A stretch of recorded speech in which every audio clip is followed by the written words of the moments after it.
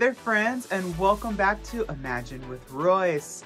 Today we are going to be looking at some of my costumes and even some past uniforms that I have worn. I am very excited. Normally these are in storage or even in my closet, and I have pulled them out.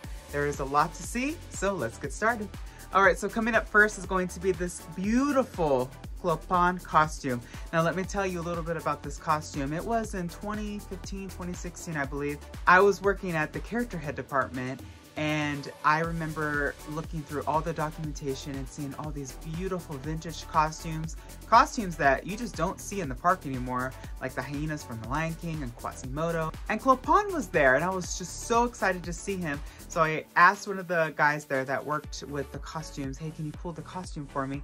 And he did, and I actually had one of the costume makers that worked on the costumes in the park recreated authentically to the version in the park. And I have worn this costume many times, as you've seen in these photographs, and this costume is quite a lot of pieces combined. It has shoes, it has tights, it has gloves. However, the two pieces of this costume that I love the most are the hat and the mask. So those are what I'm going to show you up close today. Here we have the hat. Look at this gigantic thing. I absolutely love this hat. Look at these beautiful yellow ostrich feathers. This hat is so fun to wear. It's also, you know, I'm gonna say quite comfortable for being so large. And Poppins' hat in the park looks identical to this. I've actually worn it, so here's a couple pictures. And this hat is about 10 times the size of my head. Put it on for you. Look at this. It is huge. Poppins is by far one of my most favorite top 10 characters by Disney. I always wanted his costume as a kid, and having this is just so fun for me. But also the mask. This mask is extremely, extremely special because this is actually an exact one-to-one replica of the mask in the parks that they used. I had my friends at the animation department help create this for me, recreate it I should say, from an original mask. And this is actually made of fiberglass, and the color is identical to the color to the one in the park. So you can actually put this on, and I know it's a little large, but here's a really weird fun fact.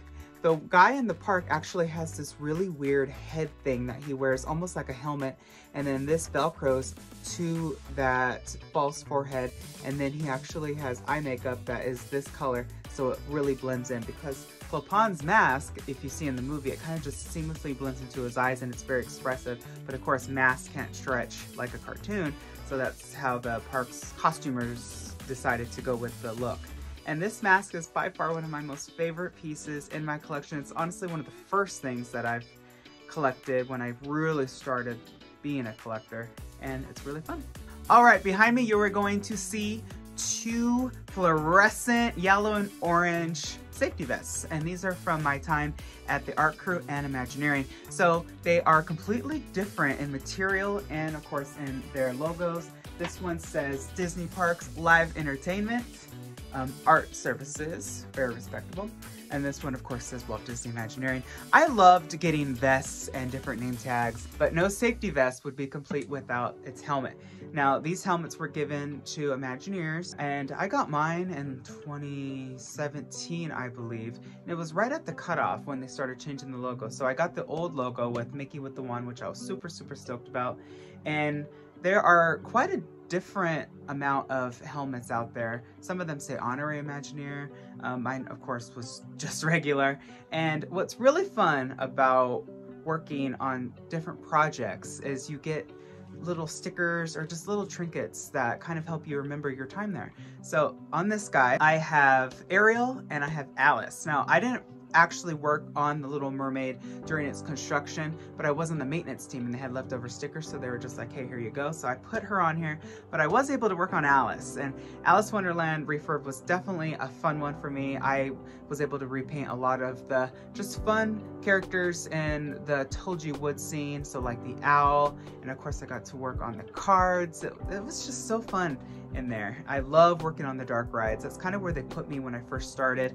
I don't know if they didn't trust me to work on like advanced animatronics yet, but I was more than happy. I loved walking through Mr. Toad and Peter Pan and Snow White's Scary Adventures at that time. So as a figure finisher, they actually gave me this outfit, and it's one of the ones that I lost and just wasn't able to return. So now it's mine and I'm keeping this. I have my hat, which just says Disneyland Resort. And one thing that I love about this hat is not only because it's super comfortable, but it is stained. It has so many stains from my hands from when I was constantly adjusting it.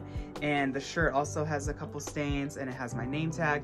This to me just signifies a point in my life and a time that I remember working on the maintenance teams. I would wake up at 2 to start at 3 a.m. and I would get off at 11.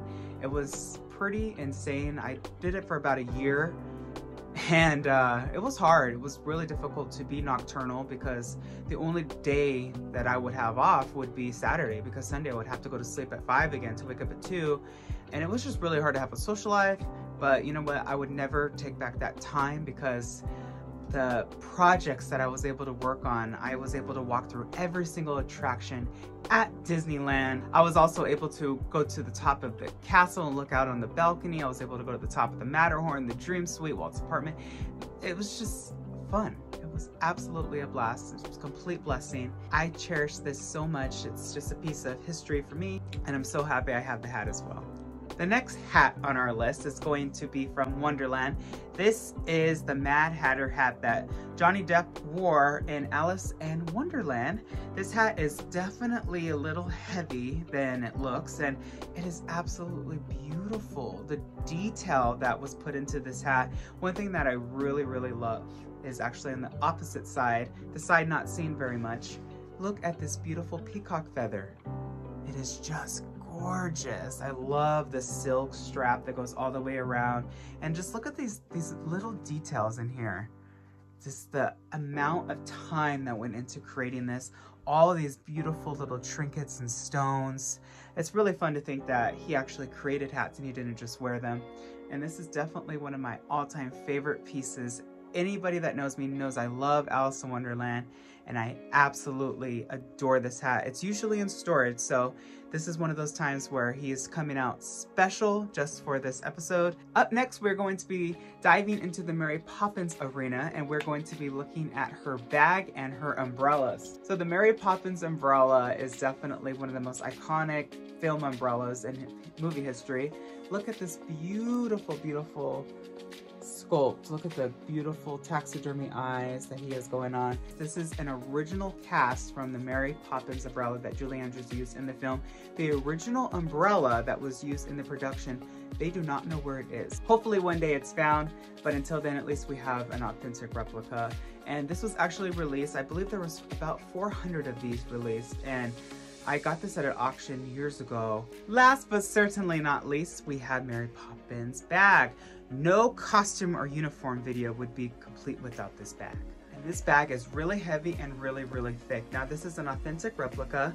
Fun fact, the Disney Archives actually just rediscovered this bag not too long ago. Apparently, so the story goes, the bag was given away with money inside of it in some sort of contest.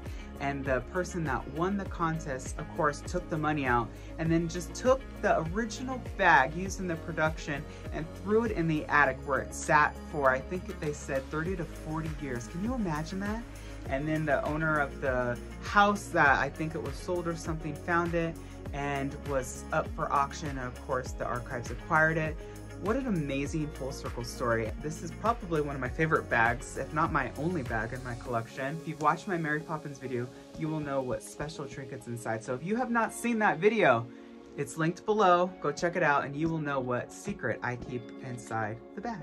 Alright everyone, well that's all the time we have for today's episode. If you liked this sort of content, please let me know, give it a thumbs up, and do not forget to hit that subscribe button. That way you're notified whenever I upload a new video. I wish you all a wonderful day, friends. Be nice to one another, and always remember not only to follow your dreams, but to chase them. Later, friends.